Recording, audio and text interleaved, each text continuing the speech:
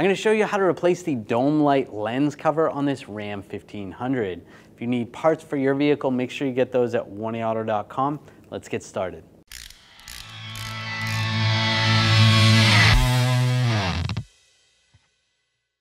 On the side where you can push the button to turn the dome light on and off, you're going to use a straight blade screwdriver and just pry in.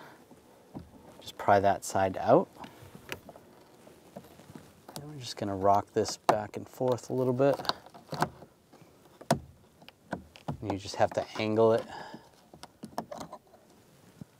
You can see how that needs to slide out, just like that. Take the new cover, just slide it in.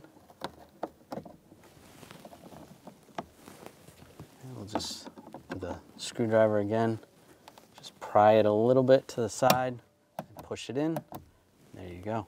Well, I hope this video helped you out, and if you need parts for your vehicle, make sure you get those at 1aauto.com, and you can watch all those repair videos to help you with your installs.